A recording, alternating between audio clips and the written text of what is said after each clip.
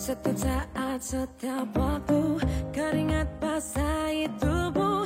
Ini saat yang ku tunggu.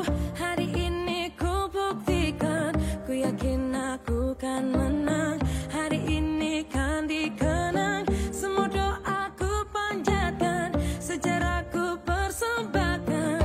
Terus fokus, satu titik, hanya itu, titik itu.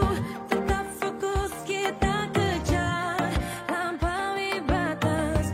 Terus fokus, satu titik, hanya itu, titik itu.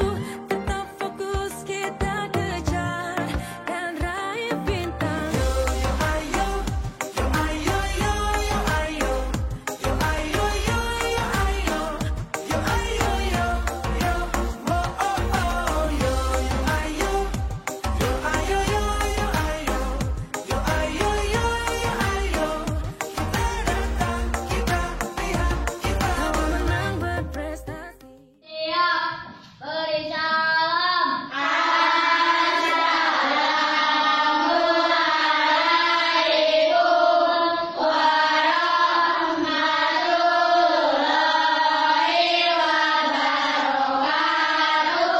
Waalaikumsalam warahmatullahi wabarakatuh. Berdoa.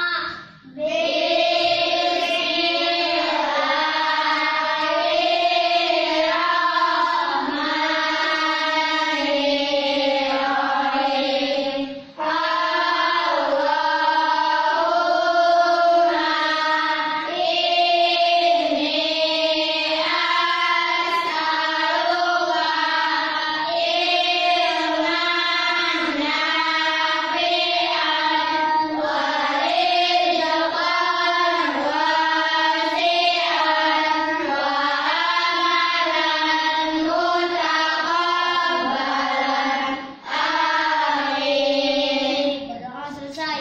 Alhamdulillahirrahmanirrahim. Terima kasih anak-anak ibu sekalian. Anak-anak ibu, hari ini ada yang tidak masuk kelas? Apa? Siapa? Depi ya. Depi ya. Kenapa Depi? Sakit. Sakit. Kita doakan semoga Depi cepat sembuh. Kalau kita sakit itu ada penyebabnya, ya, karena pasti tidak menjaga kesehatan. Mungkin telat makan ke sekolah, ya, makanya sebelum ke sekolah kita harus sarapan. Baik anak-anak, untuk hari ini apakah tugas kalian setiap pagi membersihkan kelas sudah dikerjakan? Ya, semuanya mengerjakan, oke? Kira-kira mengapa kalian harus mengerjakan piket setiap pagi sebelum kita mulai belajar? Kenapa? Supaya bersih. Bagus, betul supaya bersih? Betul. Apanya yang bersih? Pakaian. Siapa lagi? Supaya apa lagi? Supaya nyaman. Pinter, nyaman untuk apa? Belajar. Belajar. Ruangan bersih dan belajar pun nyaman, hebat. Nah, anak-anak, kalau ruangan kelas kita nyaman, bersih, maka belajar pun akan Semangat. ya. Nah, itu adalah kalau kita ingin belajar semangat dan ingin lebih pintar lagi, itu adalah merupakan impian kita ya. Impian kelas kita. Impian kelas kita itu yaitu apa yang ingin kita harapkan di kelas kita ini, yaitu kelasnya tadi ingin menjadi kelas yang bersih. Itu impiannya yang ke-1. Coba siapa yang tahu? Ada lagi contoh impian kelas? Menjadi kelas yang berprestasi. Ya, menjadi kelas yang berprestasi. Karena ini Najma adalah juara ya. Juara apa? Najma kemarin? Ngedongeng ke kabupaten. Ya, tepuk tangan untuk Najma. Selalu semangat. Nah, itu impian kita. Coba sekarang membuat ya, tiap kelompok kita membuat impian kelas. Contohnya tadi kelas ingin menjadi kelas yang bersih, nyaman. Kelas ingin menjadi kelas yang berprestasi. Nah, sekarang silakan kalian buat, kita buat impian kelas kita ya. Ibu bagikan kertasnya. bagikan kertas, silakan ditulis ya di kertas ini. Nanti ini digunting, ya. Semuanya kompak ya. Kompak juga merupakan apa? Supaya kelas kita menjadi berprestasi. Boleh ditulis di kertas itu pakai spidol. Impian kelas kita, ya. Ya itu. Yang tadi boleh sok mau ya. Nah di situ. Apa impiannya? Kelas yang selalu menyayangi teman. Bagus.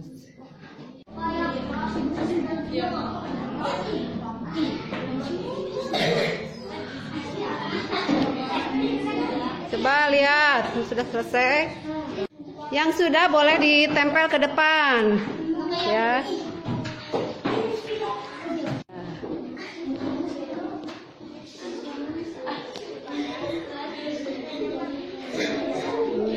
Lanjut.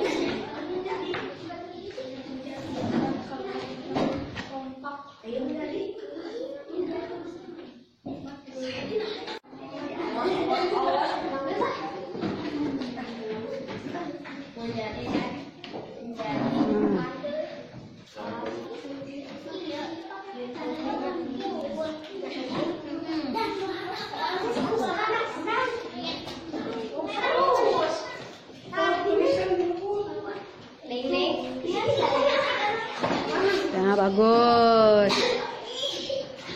Masih ada yang mau ditempel ke depan? Ya, ayo.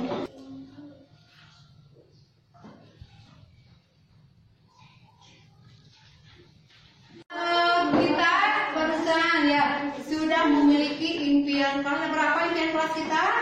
9. Ada 9. Semoga impian kelas kita dapat terwujud. Amin ya Rabbal alamin. Tangan untuk kelas kita. Terima kasih. Impian kelas yang pertama menjadi kelas bersih dan nyaman, ya. Kalau kelas kita ingin bersih, ingin nyaman, berarti apa yang harus kita lakukan? Coba siapa yang tahu supaya bersih dan nyaman? Sering melaksanakan piket kelas. Bagus. Najma sering melaksanakan piket dan kelas. Terus apa lagi siapa yang memberikan pendapatnya supaya kelas kita nyaman dan bersih? Nyaman. Supaya nyaman kelas, nyaman, bersih. Nah, apa yang harus kita lakukan? Apa supaya kelas ini bersih dan nyaman itu? Piketnya Sembarangan. Betul. Apa? Tidak membuang sampah sembarangan. Iya, tidak membuang sampah sembarangan. Nah, anak-anak, kalau kita kelasnya ingin bersih, nyaman, berarti sebagai warga kelas ini, sebagai siswa, harus melakukan piket kelas dengan penuh rasa Semangat. Rasa apa? Semangat, betul. Terus apa lagi? Itu sudah apa? Dengan tanggung jawab, semangat, tanggung jawab. Terus tadi menjadikan kelas yang berprestasi, supaya kita kelas berprestasi. Berarti apa yang harus kita lakukan? Belajarnya dengan sungguh-sungguh. Belajar dengan sungguh-sungguh, ya, tidak malas. Nah tadi kita harus tanggung jawab. Itu merupakan namanya itu keyakinan kita, keyakinan kelas, ya, kelas yang penuh dengan tanggung jawab. Yang lainnya apa lagi tadi? Supaya kita tidak ada perselisihan, tidak ada yang saling membenci, maka kita kelas harus saling kompak.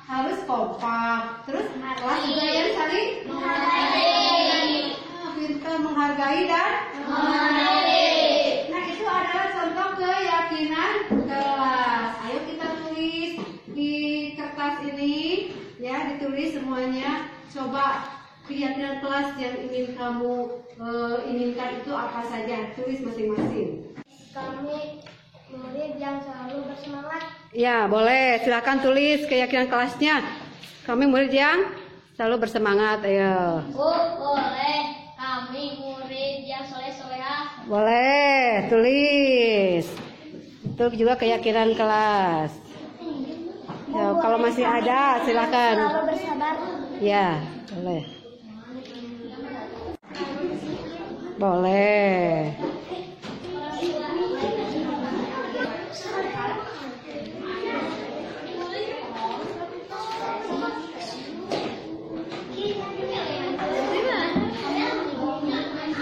Baik anak-anak yang sudah menuliskan keyakinan kelasnya, silahkan ke depan ditempel di depan.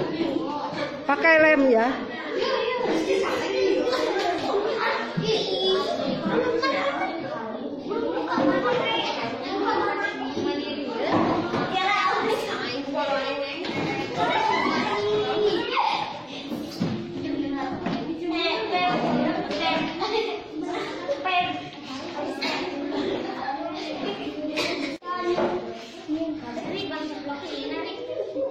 Kami murid yang baca apa? Nah, baca. Kami murid yang menjaga kesehatan. Kalian sudah selesai barusan menuliskan keyakinan kelas 5. Ya, semangat semuanya. Apabila ada teman kita yang malas sekolah, tidak mau belajar, berarti dia sudah melanggar keyakinan kelas. Coba tunjukkan ke depan. Tunjukkan yang mana. Kalau ada ibu guru, kita tidak salam, tidak menyapa, berarti yang mana keyakinan kelas yang dilanggar? Kami murid yang selalu menghormati. Iya, betul? Betul. Tepuk tangan. Ya. Sudah paham? Paham. Alhamdulillah kita telah menuliskan keyakinan kelas kita, apa yang diharapkan menjadi harapan dalam diri kita, bukan paksaan ya. Kelas 5, terima kasih Ibu sudah menerangkan tentang impian kelas dan keyakinan kelas. Jadi saya akan melaksanakannya dengan tertib dan nyaman supaya keyakinan kelas kita tidak ada yang melanggar. Nama saya Sarip, kelas 5. Terima kasih Ibu, saya sudah memahami keyakinan kelas. Apabila saya melakukan kesalahan, berarti saya sudah melanggar keyakinan kelas kami. Bapak Ibu yang saya hormati, pada kesempatan ini kita akan bersama-sama mengikuti pelaksanaan ataupun menyaksikan yaitu presentasi aksi nyata dari calon guru bergerak yang insya Allah akan disampaikan oleh yang terhormat Ibu Kepala Sekolah SD Negeri 2 Pasiruni. Untuk itu marilah kita menyiapkan segala sesuatunya, tentunya agar kita dapat menyerap apa yang diberikan oleh narasumber kita itu, dan akhirnya kita pun akan bisa menerapkan apa yang telah diberikan oleh narasumber. Baik Bapak Ibu sekalian, untuk itu mari kita awali kegiatan ini dengan membacakan basmalah bersama-sama. Bismillahirrahmanirrahim. Selanjutnya kami persilakan untuk Ibu Kepala Sekolah atau sebagai narasumber. Assalamualaikum warahmatullahi wabarakatuh. Waalaikumsalam warahmatullahi wabarakatuh. Terima kasih kepada Bapak Ibu guru sekalian SD 2 Pasiruni yang telah sama-sama hadir untuk mengikuti pelaksanaan presentasi dari saya, di mana saya sebagai calon guru penggerak angkatan 7 akan menyampaikan presentasi mengenai modul budaya positif. Tapi Bapak Ibu sebelumnya mari kita screening dulu, yaitu kita akan menyebutkan nama satu binatang. Apabila kata binatang itu akhirnya huruf apa, lalu disambungkan misalnya dari Pak Iwa ke Bu Aan. Kata Pak Iwa itu nama binatang tikus, ujungnya itu adalah huruf S. Nanti Bu Aan cari binatang yang diawali dengan huruf S. Ya silakan kita mulai, atau dari saya dulu ya, dari saya dulu. Yaitu binatangnya semut, Pak Iwa. Semut Akhirnya adalah T. Maka adalah apa ya? Bagus ya. Iya betul. Selanjutnya Pak Iwan mau disambungkan ke siapa? Kuning dulu.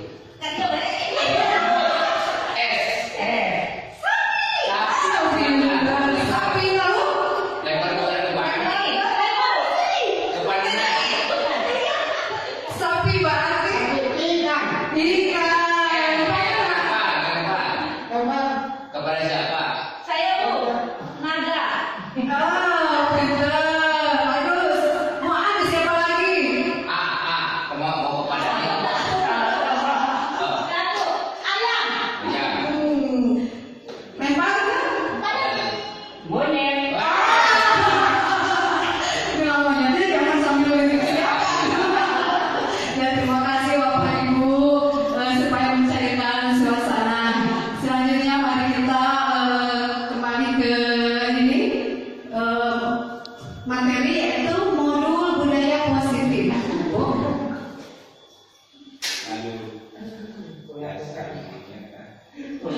Latar belakang mengenai materi modul budaya positif itu yaitu bagaimana menciptakan lingkungan positif yang aman, nyaman, berpusat pada murid sehingga murid memiliki karakter yang baik dan diharapkan. Karakternya yaitu sekarang karena belajar merdeka itu merdeka belajar ya Bu. Tentunya karakter yang sesuai dengan profil pelajar Pancasila. Selanjutnya budaya positif merupakan perwujudan dari nilai-nilai keyakinan universal dan kebiasaan-kebiasaan baik di sekolah yang berpihak pada murid agar murid dapat berkembang menjadi pribadi yang memiliki karakter profil pelajar Pancasila. Budaya positif diawali dengan perubahan paradigma tentang teori kontrol. Nah, sekarang Ibu coba kita kepalkan tangannya begini. Nah, gini. Semuanya anggap di tangan kita ini ada sesuatu yang kita pegang, kita pertahankan, harus dipertahankan bahwa ini adalah milik kita. Isinya di sini sebuah mutiara, sebuah emas yang harus kita pertahankan. Apabila yang kita pertahankan di sini akan dibuka oleh seseorang, apa yang akan Ibu lakukan? Apakah mau membuka atau apakah mau memberikannya? Kira-kira Ibu apa yang akan Ibu lakukan atau apa yang akan Bapak lakukan? Silakan Bapak boleh ke depan dengan Bu Titin, ya silakan. Silakan Bu Titin ke depan. Tetap begini. Ya dipegang. Gini, jadi kalau Bu Titin atau siapa yang mempertahankan? Bu Titin akan mempertahankan ya. Bapak yang ini yang akan merebut atau akan meminta kepada Bu Titin untuk membukanya dengan bagaimana ya, dengan supaya dia membuka gitu. Oh, saya harus menginterogasi atau Ya bebas, mau memaksa, mau marah, mau lembut, bebas terserah. Ya. Kamu kan itu cantik deh. Enggak belum. Jadi begini yang tolonglah kamu itu sesuai dengan wajahmu yang cantik, tentu hatimu juga lembut ya. Tolonglah saya minta bantuan ini dibuka dong, saya sebentar saja ya. Boleh nggak? Tidak mau. Oh begitu, alasannya kenapa tidak mau? Aku kan tetap mempertahankan meskipun kamu meminta dengan segitu. Aku tetap tidak akan. Yakin? Yakin. Ya. Terima kasih, tepuk tangan. Nah, jadi dari barusan itu bahwa seseorang itu akan mempertahankan sesuatu, dia akan memiliki mengontrol diri sendiri, walaupun orang lain untuk memintanya, memaksanya, tapi dia punya kontrol sendiri. Bagaimana saya mengontrol supaya harta yang saya miliki itu tidak sampai berada di tangan orang lain. Jadi kita punya kontrol sendiri untuk mengontrol diri sendiri. Terus sama seperti anak juga, siswa juga seperti itu. Nanti kita akan ketemu di materi ini. Ya Bapak Ibu, adapun topik dalam budaya positif ini yaitu mengenai disiplin positif dan nilai-nilai kebajikan, teori motivasi, hukuman, penghargaan dan restitusi, keyakinan kelas, kebutuhan dasar, 5 posisi kontrol restitusi, dan segitiga restitusi. Yang sudah kita peragakan Ibu-ibu bahwa di sini teori kontrol dalam disiplin positif itu bahwa Anda tidak bisa mengontrol orang lain. Ya, seperti tadi Bu Titin tidak bisa mengontrol Bapak Ibu. Bu Titin hanya bisa mengontrol dirinya walaupun sudah dibujuk dengan sedemikian rupa, dibilang cantik, tapi dia tidak karena ingin mengontrol diri sendiri. Tetapi apabila misalnya tadi tangan Ibu Titin dibuka, dikasihkan, itu juga bukan karena dikontrol oleh temannya, bukan karena dikontrol oleh Pak Ibu, tapi dia mengontrol diri sendiri. Kita selesaikan dulu ini ya. Selanjutnya ada 5 kebutuhan dasar manusia. Mengapa manusia melakukan kekacauan? Murid melakukan kekacauan di kelas. Mengapa ada murid yang malas sekolah? Ada kebutuhan yang perlu dia penuhi. Seperti ada kebutuhan bertahan hidup, penguasaan, kasih sayang dan rasa diterima, kesenangan dan kebebasan. Nanti juga kita akan lihat pada video-video yang akan ditayangkan berikut ini. Budaya sekolah yang positif dengan lingkungan yang aman dan mendukung murid untuk menjadi pribadi yang berdaya, seimbang, dan bahagia. Salah satu upaya yang dapat dilakukan oleh guru adalah memahami kebutuhan dasar yang mendasari perilaku murid. Pada video kali ini kita akan membahas tentang 5 kebutuhan dasar manusia. Setelah memperhatikan video barusan mengenai kebutuhan yang harus dipenuhi oleh seorang murid, misalnya kita akan memberi contoh seorang anak ketika temannya membawa makanan lokal dari rumahnya, ada seseorang si A itu mengambil makanan temannya. Ketika kita tanya sama gurunya, oleh kita ditanya, anak tersebut karena Bu, saya lapar, saya tidak bawa bekal dan dikasih jajan oleh ibunya. Berarti kebutuhan mana yang ingin dia penuhi Bu? Siapa boleh diacungkan tangan? Ini boleh untuk menyampaikan pendapatnya Bu. Silakan Bu. Mungkin ya kebutuhan bertahan hidup, untuk bertahan hidup. Ya Bu, bertahan hidup. Mengapa alasannya apa Bu? Alasannya kalau tidak makan mungkin akan merasa lapar, kemudian lama-lama kalau tidak makan akan lemas, kemudian mati. Betul. Tepuk tangan. Jadi terima kasih Bu. Jadi kalau misalnya dia di sekolah lapar karena dia tidak bawa makanan, dia akan lemas. Kalau lama-lama tidak makan dia akan mati. Secara sederhananya kalau di kelas dia mengambil makanan dengan alasan karena lapar dan dia ingin bertahan hidup. Tetapi misalnya ibu bapak kalau alasannya seorang anak itu, Bu, habis sama Bu, senang saya lihat mimik muka teman saya yang lucu. Kalau saya ambil makanannya lucu, ngambek. Berarti kira-kira kebutuhan hidup mana yang dia ingin memenuhi?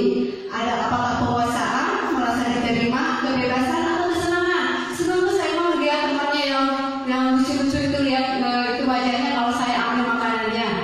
Kira-kira itu kebutuhan yang mana yang ingin dia penuhi?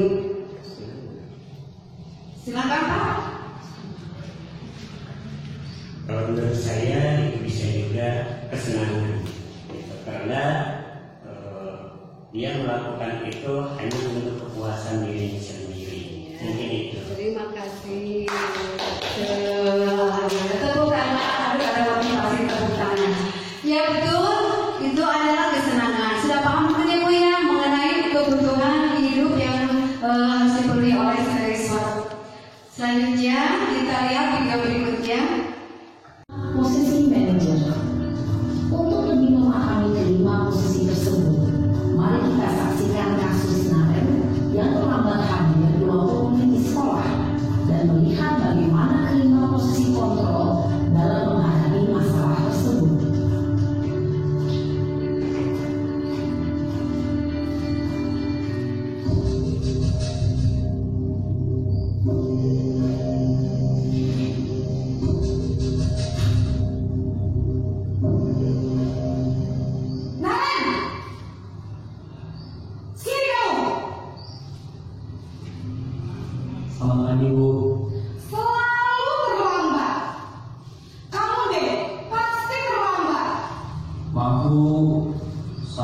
apa? Apa coba? Posisi terhukum biasanya berbicara dengan nada tinggi, menghadap, menunjuk-nunjuk, menyakiti, dan menyindir. Hukuman bisa berupa fisik maupun psikis. Ibu dan bapak guru hebat, dampak yang terjadi pada murid ketika guru berada pada posisi penghukum adalah murid cenderung akan mendorong. Posisi kontrol itu mungkin barusan sambil melihat, sambil juga saya ini pernah di posisi mana nih? Apakah posisi menjadi posisi teman atau posisi penghukum? Mari kita berdiskusi. Adapun kalau pendapat kita berbeda, ada pendapat yang berbeda itu sudah biasa, tidak apa-apa.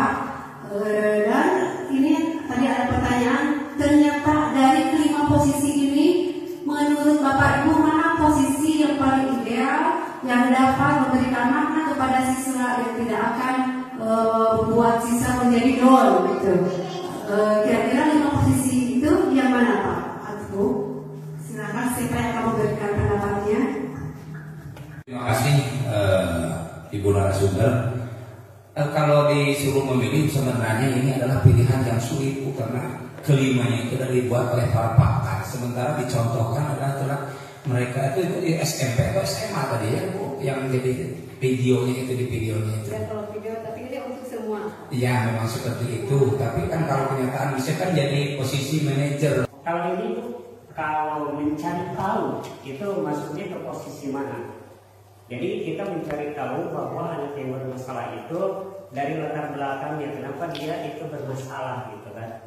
Jadi mencari tahu itu mencari penyebabnya seperti apa?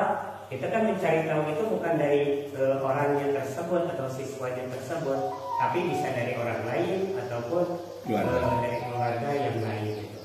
Jadi mencari tahu itu posisinya kemana gitu? Apakah ke penghukum atau ke tadi rasa bersalah atau sebagai teman atau sebagai monitor atau sebagai manajer? Posisi mencari tahu. Iya, terima kasih. Tadi semua sudah sama-sama menyaksikan. Menurut Pak Iwa bahwa kita posisi disesuaikan dengan situasi dan kondisi anak. Tidak mungkin diintegrasi, ditanya dengan berbagai macam pertanyaan dan mungkin apa bisa menjawab apa tidak. Dan kalau Pak Dani bahwa kita harus mencari tahu dulu Bu, bagaimana nih anak nih melakukan itu, mengapa, cari tahu selain kepada anaknya juga kepada pihak keluarganya. Nah mencari tahu itu ada di posisi yang mana ya? Itu tadi kita setelah memperhatikan bahwa mencari tahu, memberikan pertanyaan yang bermakna sehingga anak menemukan solusinya sendiri. Itu kan ada pada posisi manajer. Bapak Ibu kita lanjutkan supaya lebih paham lagi mengenai posisi manajer. Sebenarnya dari posisi-posisi ini yang kelima itu, posisi yang paling ideal itu yaitu posisi manajer. Mengapa kita berbeda pendapat barusan? Kita saksikan bagaimana caranya agar kita bisa mengkondisikan kita sebagai posisi manajer ketika memecahkan permasalahan anak. Selanjutnya.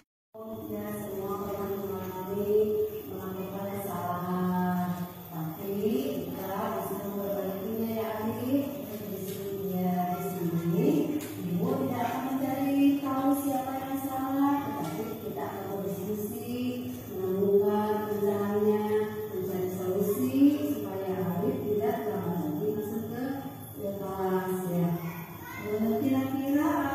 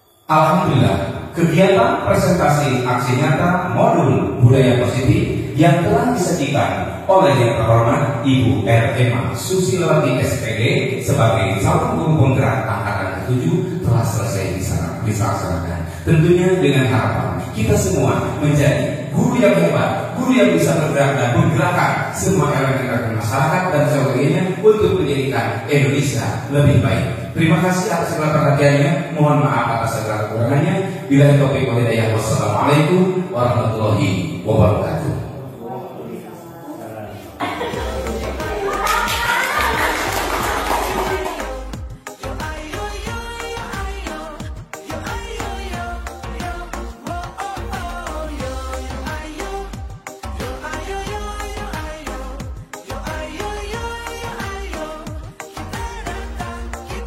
Assalamualaikum warahmatullahi wabarakatuh.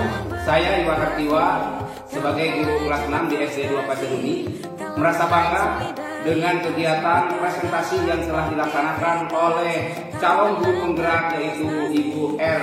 Ema Susilawati pada tahun ini. Ternyata saya memahami apa dan bagaimana fungsi seorang sis atau guru untuk membimbing anak sehingga anak akan melaksanakan ataupun memahami bagaimana dia itu menemukan sesuatu masalah ataupun akhirnya bisa memecahkan masalah itu sendiri. Jadi alhamdulillah pada kesempatan ini saya mendapatkan ilmu yang sangat bermanfaat. Insya Allah kami saya secara pribadi juga rekan-rekan bisa melaksanakannya tentunya dengan harapan kita semua bisa membangun Indonesia lebih baik. Assalamualaikum warahmatullahi wabarakatuh.